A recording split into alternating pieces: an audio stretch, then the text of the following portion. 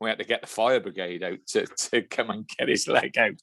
Premier League football club, ringing the fire brigade up to get Danny out of this. He's stuck in the shower. He couldn't move his legs.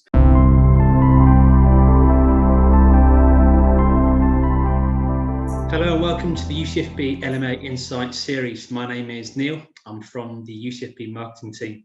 And today I'm going to be speaking to former Stoke City and Crystal Palace boss, Tony Pulis, who I'm sure will share some of his favourite football memories and some great stories from his career. Tony, how are you? Thanks for joining me. Yeah, I'm fine. Thank you, Neil. Great stuff. Well, looking forward to the interview. Oh, you say that now. You say that now. Well, I want to start with something just really, really topical. Obviously, it's been in the news a lot the last week. The European Super League. Yes. Just wanted to get your quick thoughts on that and how you saw it playing out. And were you maybe glad, like most of us, to see it kind of be put back in the box? Well, I think it was an absolute disgrace that 6 clubs never communicated at all with the other 14. I think that was, for me, that was an absolute, that was a horror show. To think that, they've been a member of the Premier League for so long and they'd been coordinating with these clubs as well in respect of, well, everything to do with professional football in England to do what they did behind their backs was pretty horrific. What do I think of it? There's talk out there. There's £38 billion that Stanley Morgan were prepared to invest in this league. Could they not have gone to the 14 and sat down and spoke to them and said, listen, we're getting this money thrown at us. Is there any way, shape or form that we can actually put something together where, European football is taken up a level, but we maintain the Premier League for what it is, which is the best league in the world. And by doing that, generate more money that can go into the British game, not just for us, but for the, 92 football clubs or the clubs below us, in respect of, investing in them so from the 3rd division to the 2nd division to the 1st division, all the way through to the top leagues, we'll have this flow of money and we're prepared to negotiate a deal where we can invest in the infrastructure lower down, and make this country even stronger than what it is. Because at the moment, Neil, I still think we're a question of this is the greatest football nation in the world. The way we run football, the way we organise it, whether you're going to watch games on a Sunday down the park, or whether you're watching Premier League football, the organisation, the setup, the way it's run is just phenomenal. I suppose that maybe a consequence of this now might be, like you say, if those 6 clubs have been having some of their power taken away, the other 14 plus EFL clubs might have more of a say now. We might see more spread of wealth potentially. Well, Neil, if you look at the situation in the country financially, if you have a look at football clubs, there's so many football clubs outside those top 6 who would benefit by getting more investment. I just, like I say, I think it was an absolute scandal. It's shocking that they did it without speaking to the other 14 and the people involved. It's just complete and utter disgrace.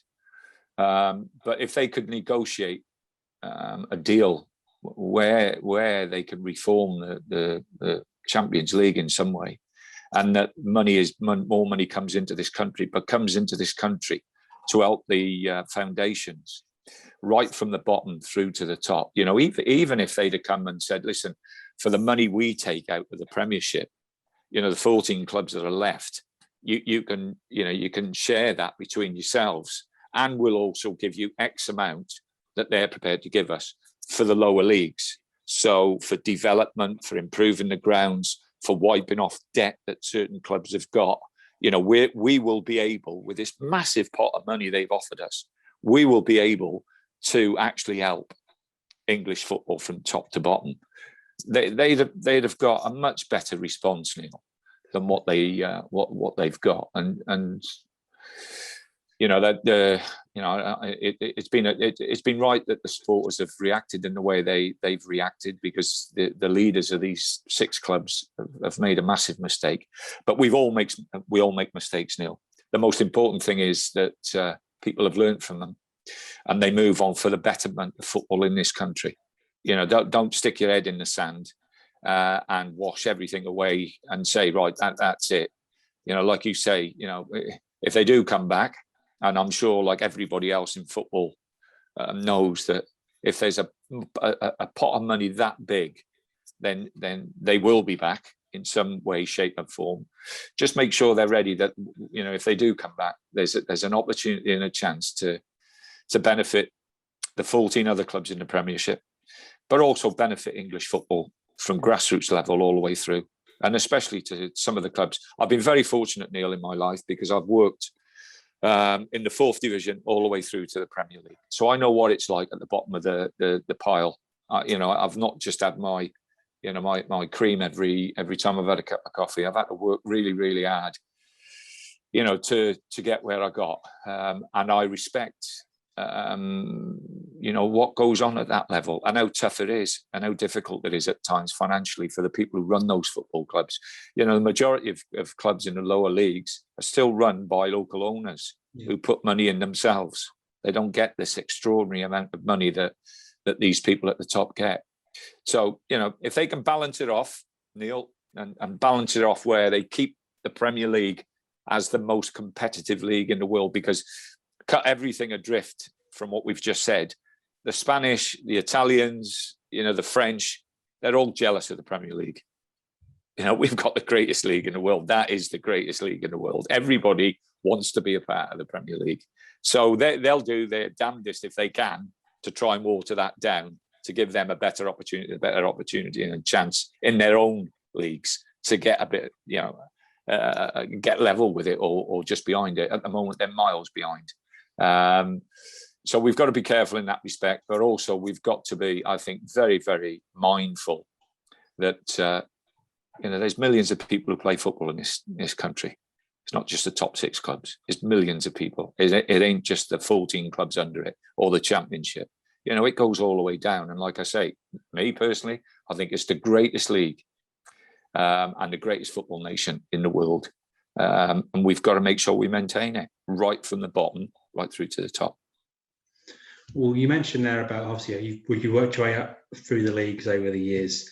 I want to touch on your time at Gillingham towards the start of your managerial career. You probably know what I'm going to ask you now. But you're in a rather famous playoff final. So 2-0 up with minutes to go against Man City. We all know what happened. I mean, did you still have nightmares about that game? My biggest thing on that day, Neil, was my players. The players, I'd taken over a football club that actually were 91st in the football pyramid when I took over, and we got promoted that first season, which was brilliant. It was a great time. And then we had, within another 3 years, we were going to Wembley, taking 30. We had 2,000 for that first home game against Wrexham. When Brian Flynn was manager at Wrexham, we had 2,000 people at Priestfield. And one of the stands over the far side was just a terrace that had been knocked down. And we, within, like I say, having got promotion, within 3 years, we took, was it 37,000 people to Wembley for a playoff. We should have won the playoff. I don't think anybody could question we were the better team, that we weren't the better team that day. It was just fate. It was just one of those things that, the last couple of minutes, and Mark Halsey, I'll never forgive him for giving 5 minutes from Man City in extra time, or in injury time after the game, and run its course for 90 minutes. Disappointed. But I was absolutely, obviously devastated for the players, because they had given it absolutely everything, and to be beaten so badly, and in respect of having to stomach penalties and lose on penalties, knowing you'd been the best team for 90 minutes and knowing that you'd been so close. I had players, tough lads, went back to the dressing room and were crying, and that'll always stick with me. Not so much losing. It was just, my feelings for those players was just heartbreaking, really. Have you used that experience as a bit of a yardstick in your career? So any setbacks you've had since, you've been like, well, at least it wasn't that day at Wembley kind of thing? No, I've had loads of ups and downs. I think life is about ups and downs, Neil. I think you've got to roll with the punches, especially in the game I'm in. And it's, the last 5 or 6 years with social media, and more what we're experiencing now. Social media is a wonderful tool, but also can be the devil's joystick, really. The pressure now that is put on or chairman, chief executives, managers, and everybody else connected to football clubs through social media is just extraordinary. But yeah, there's been really, really good times and some times where it's been tough. But Neil, I came from a family of 8 living down the docks in South Wales. 6 children, mum and dad, living in a box room, 2 girls in the other room, and 4 boys in one bed. And I've had the career I've had, and I've had the experience I've had. You couldn't have made it up. I'm sat here now still talking about football. I'm 64 next birthday. It's just been extraordinary. I've had an unbelievable journey. Yeah. And there's people say, do you have regrets? No, there's things you might have done differently, but regrets, no. It's like I say, I've been so lucky, mate, so lucky. And in a sport that I absolutely love. Well, you say, obviously, you mentioned you've had a fantastic career. Maybe the biggest part of that, and what you're most well known for, probably, is your time at Stoke. Get them into the Premier League and maintain that Premier League position. Now, obviously, in that time, the famous phrase, can they do it on a wet Wednesday night in Stoke, was coined. Yeah. It's now famed throughout the game. Do you see that as a compliment or an insult to what you achieved at Stoke? Oh, I don't give a damn. Yeah. We were what we were. As I've said before, we got promoted from the championship. I don't think we were even in the betting to get promoted when we got promoted. I think we had the 12th, 13th highest wage bill. So we came from nowhere to get promoted. And, we had to think out of the box. We had to be clever. We had to be astute with what we did, careful with what we did, to make sure that we retained Premier League football. Because what we did at Stoke, in the second year, we built a brand new training facility. And then we got Category A for academy football, went to a cup final, went to the latter stages in Europe, signed some wonderful players, some big name players as well. What we had to do, we had to get through those first 2 years. And by hook or by crook, I'd made my mind up that, we would do it whichever way we could and with the resources that we had. The perception of us being, this big, ugly, direct, horrible side who just got one thing, a long throw, really put a lot of people off coming to Stoke. And our own form for the first 2 years kept us in the Premier League. You mentioned, obviously, the long throw, Roy Delap. I mean, in broader football terms, is it an underused tool in the armoury for football clubs? There's loads of people who use it, but no one could do it as well as Rory. And the other thing is, I don't think the football club got enough credit for the way we did use it. I think the movement and how hard we worked on making sure we got the first touch, or if we didn't get the first touch, then they certainly didn't get it.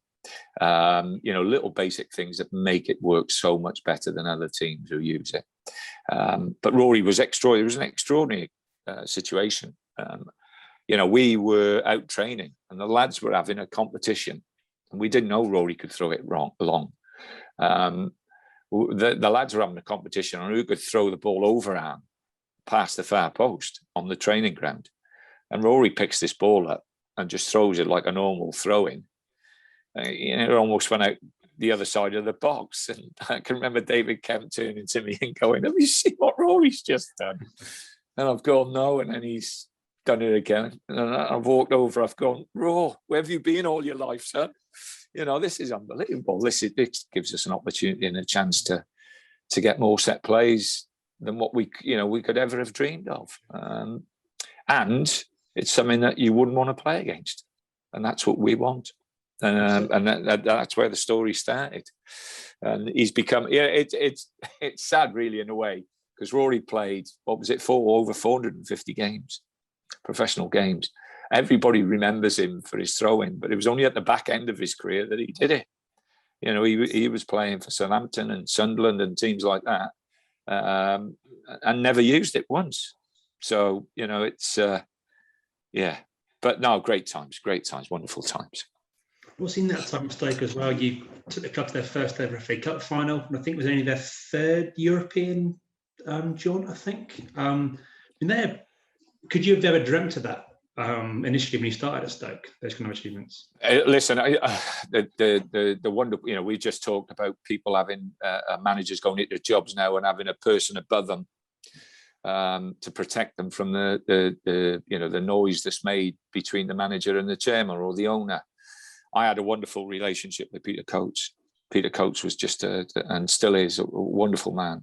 The Coates family, everybody knows about Denise and Bet365 now, and John, who have put that company, one of the greatest companies now in the world, the way they've set that up and run it. Peter, worked really hard to get enough money for the children to get that up and running. And he backs you if he believes in you. You know, he's one of those people, he would back you and he would stick with you and stay with you. And that's what he did. You know, we had, and he'll tell you, you know, at times I'm not the easiest person in the world to get on with. If I think there's something wrong, and then I tend to go over the top on worrying about things. And he was just a complete and utter rock for me. Not just as a football man, but as a person as well. And, you know, the number of times he'd take me out for dinner and settle me down and put me on the right path again was wonderful. He's a wonderful man, a very, very intelligent person, great football man. It's amazing that people like that are not involved with the FA. The experience that Pete was, and I know he was with the FA, but doing some sideshow, he should have been up, on the front row. I was lucky. I was really fortunate that I came across a person who would give me the opportunity, the chance, and also stayed with me when it got a bit rocky at times. You mentioned earlier about kind of it surviving those first 2 years in the Premier League, for obviously financial purposes, and through that stabilising position in the Premier League, a bit more money in the pot. You went and signed Peter Crouch, England international. That seemed like quite a landmark signing for Stoke at the time. Neil, the first 2 years we played Bolton our first game, got beat 3-1, and I think one of the big betting firms paid out on us to get relegated, and it was the best thing that happened to me. You know, it was all over the papers. You know, so I made it Stoke-on-Trent that people were being disrespectful to Stoke-on-Trent. They were being disrespectful to the club that worked, lived, and was part of Stoke-on-Trent. And the supporters joined in. So every time we played at the Britannia, it was us against the team. It wasn't the team against the team. It was 28,000 people and the 11 players out there against the opposition. I can remember playing Man City and getting a player sent off in the first half. Us got James Beattie scoring a goal on the back post, and we played the whole of the second half with 10 men and won the game 1-0. And being, you know, someone said to me afterwards, you know, how difficult was that with 10 men? I said it wasn't 10 men. It was 28,000 plus 10 men, because the atmosphere and the way we became one as one. That football club actually became a real big part of that community, and that community became a part of that football club. And it was just extraordinary, the togetherness, especially in the home games. It was just electric. And from building that first year, and the second year was exactly the same. There was that same spirit, the same togetherness. We generated enough money, and this is where you've got to give Peter and the family credit for the foresight. They wanted to build a brand new training ground. They built a brand new training ground. You know, the first season we were playing in the Premiership and living out of portal cabins. I can remember Danny Pugh one Friday. I think might have been playing Arsenal or Tottenham at home. Danny Pugh's leg went through the wooden floor of a shower. We had to get the fire brigade out to come and get his leg out. You know, Premier League football club, you know, ringing the fire brigade up to get Danny out of this. He's stuck in the shower. He couldn't move his legs. We're frightened to death he was going to get splinters in his leg. So, you know, it was, you know, we were that. We knew we were that. But the years that they progressed and the money that they made and the money that they were able to reinvest in the football club, which they did. They didn't keep it themselves. They reinvested it. Gave us the opportunity to go and sign some really, really good players. And you just mentioned Croce. You know, Peter was a marquee signing in lots of ways.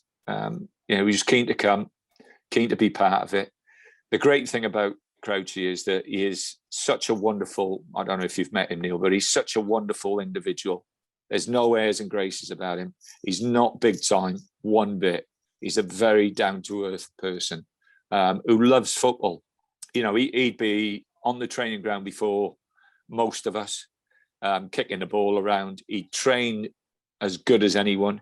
He'd be in afterwards if you wanted him to do anything for the football club, any presentations, any stuff around the auspices or whatever. Peter would always be there, turn up for games, everything. He'd put everything, life and soul, into trying to win that game for you. Yeah, he was a character. He was a bit of a boy in lots of things, and he was up to, you know, with the rest of the lads. They were always up to some nonsense at the football club. But I have so much respect for him as an individual, because he could easily have, he'd played at Liverpool, he played for England, played at Tottenham, you know, he'd done the rounds at the top level. He could easily have come to Stoke and put his slippers on, got his pipe out and sat there and enjoyed his contract. And he did everything but that. He worked his socks off for us. I think you can see it with his punditry work, how natural he is and how amenable he is as a person with others. Nice bloke, definitely. And a big Spurs favourite, so I'm always going to be a fan of Peter Crouch, for sure. It helps. a little bit. Also, we've kind of talked about the highlights there of your time at Stoke, a great few years, and you established them as a Premier League club. And I think other clubs as well maybe can be accused of it, but sometimes maybe clubs or fan bases can maybe grow a bit tired of maybe just surviving. But how difficult is that when you're managing the ambitions of maybe a fan base, but also the reality of kind of the competition you're playing in? Well, it's very difficult. And I think, as I said, the advert of social media makes it even tougher, Neil, because there's always a group of people who are never happy. They always want more and more and more and more. And, you know, if you give them a little bit more, they'll want a lot more, you know, and once you stop giving them anything for whatever reason, if you hit a bump in the road, you know, then, you know, that it's usually, it's not the majority, it's usually the minority of people who start fires. Then it's difficult, and it's difficult to control. And like I say, you know, that we had a wonderful time there. You know, my experience at the football club, right from the beginning and obviously right through to the end, was wonderful. And even when it came to leaving, myself, Peter and John sat in a room together and everything was amicable, Neil. You know, the club had done absolutely wonderful for me. I'd enjoyed it. I've been a part of something that will always remain with me and my family. And I think I did okay for them as well. So, you know, it was a great part in respect of us still being close and friends, which is good, Neil. Always good to have friends in football. It's a sport industry, isn't it, ultimately? Yeah. I mean, you're laughing at me. Do you need friends in football? No, obviously you had a few months at Crystal Palace as well, and you're one of only 4 managers to have won the Premier League Manager of the Year who hadn't won the league title that season. Obviously, you kept Palace up when you went in at a difficult time for the club. How big an achievement was that for you? Was it November you went in and the club were bottom 3, and obviously you stayed up? Yeah. It was a massive achievement. I think the having been at Stoke for a long period of time and then joining another football club, you're actually walking into a football club who've got different players and players with different ability, different shape of the team. It wasn't as regimented, it wasn't as well set up as what we were at Stoke. But we worked very, very hard. We were very fortunate in the window that we got 3 players down the spine of the team that helped us. It was important that we got Scott Dan Ledley. We got the big goalkeeper in who was absolutely magnificent for us. And I know people say, well, he was a Welsh goalkeeper, so you went for him because now and he's still there now. So it was difficult at the beginning. I couldn't see a way out of it when I first went in there. I thought it was going to be difficult. I remember playing Norwich. I think Chris Hughton was manager at Norwich, and we got a draw, I think, at home, 1 each or whatever. And after that game, I can remember sitting down with my assistant and thinking, how are we going to do this? This is going to be really, really difficult. But like I say, we managed to get those three players in at Christmas. It made us a lot stronger down the middle of the team, a lot tighter. And we recognised and realised they had different strengths. Shamak in midfield was a very, very good player, lad we took from Arsenal, or they signed from Arsenal. He hadn't shown much form until we went there. And then, we got him to play off the front rather than up the top, played him almost as a 10, dropping in and playing as an 8 now and then away from home. And he could play, and he made us play. The 2 wide players, Punchin and Balassi, were just outstanding. From that point right away through till the end of the season, those 2 were wonderful. And you had Jedinek and Ledley, 2 real strong players who were good at what they did. They protected Delaney and Dan from any movement in front, and were good enough then to win the ball and keep the ball and play simple. And it was. And I've missed players out, and I shouldn't do, but the 2 fullbacks did brilliant for us. Everything dropped into place. We managed to get a balance within the group that suited the group. And I think, Neil, what happens is you get yourself in a position where you go into a football club and people say, you were talking about Mourinho earlier. He's just one way. He's just one-dimensional. This is what's going to happen with this manager. It's not true, really, because when we went into Palace, we had a different group of players than what we had at Stoke. When I went from Palace to West Brom, there was a different group of players with different strengths, and we had to get the best out of them. Perception today in football and with supporters, people listen to people on the TV and listen to a high block, low block, and think this is unbelievable. This is revolutionary. It was happening a million years ago, but it was different jargon. It was different people talking it. So they listen and they pick things up and they think they've got this and they've got that and everything else. You have to be adaptable as a manager if you're going to move and be successful, because you're not going to get the group that you want. You're not going to get everything in place that you need to play the way you want to play. So to be successful, and to be successful over a short period of time, and going into Palace, what did we have? 5 months to turn it round, and not 5 months to work to turn it round. It's difficult. And like I say, you look at Hennessy in goals, you look at Scott Dan, you look at Ledley. We were fortunate to get those 3 in. They were real good, solid citizens, and we had enough around the sides to win games and to play. We played some good football as well, but it was different. Our strengths. When I was at Stoke, we had Kenwyn Jones, we had Crouchy, so you could play forward, play off them, and you could get Pennant and Etherington and people like that, running down the sides of the pitch and getting crosses in for these people. John Walters, was absolutely wonderful as a 10, but a 10 that wanted to run forward. Shamak was a 10 who actually wanted to come and get involved and actually wanted to drop off and actually knit together the game that we were trying to play and what we needed to get the balls out to the wide players further up the pitch. So Neil, it's different, and like I say, I know the Mourinho one and other people, you get this perception of people. There's a perception about Sean Dyche and Burnley. You watch Dyche and you watch Burnley play. They play some wonderful football. But because they got Chris Woods up there and they occasionally get it up to him and play off him, it's, here we go, it's Burnley again. It's a load of nonsense, Neil. A load of nonsense. Certainly watching Burnley, you do feel that Sean Dyche doesn't get enough credit for what he's achieved there over the years. Fantastic.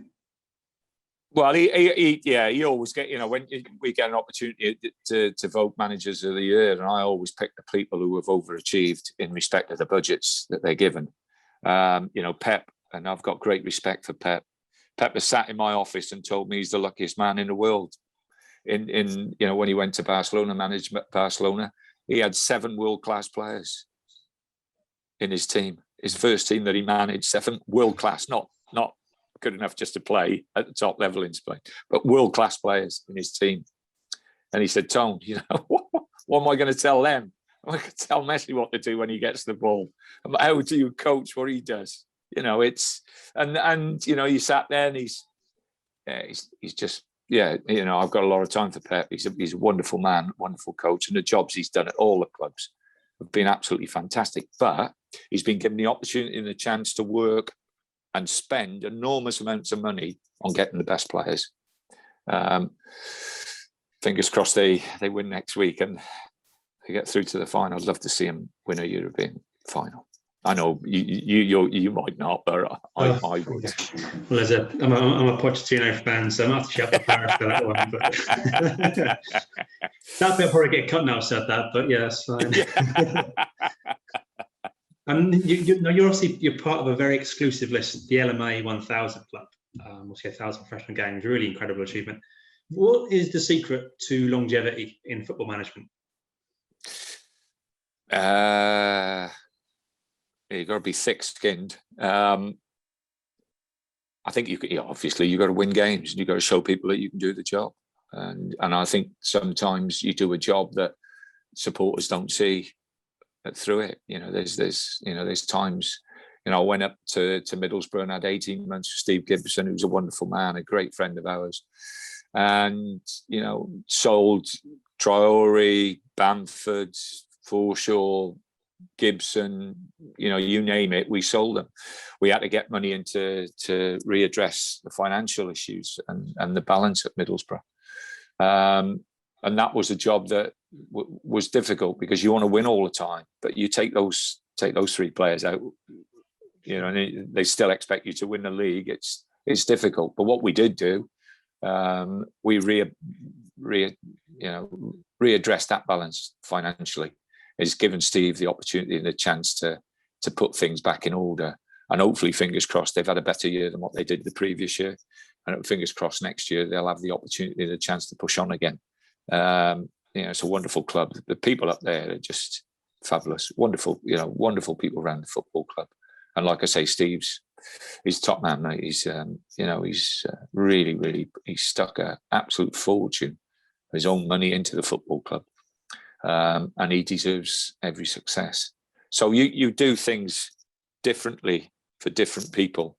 And I've always been one of them. I don't think, most probably people will come up with stuff, but I've always tried to look after the finances at football clubs as well. I've always tried to marry both sides up. So you try and get the best team you possibly can, but you never put the club in any financial danger.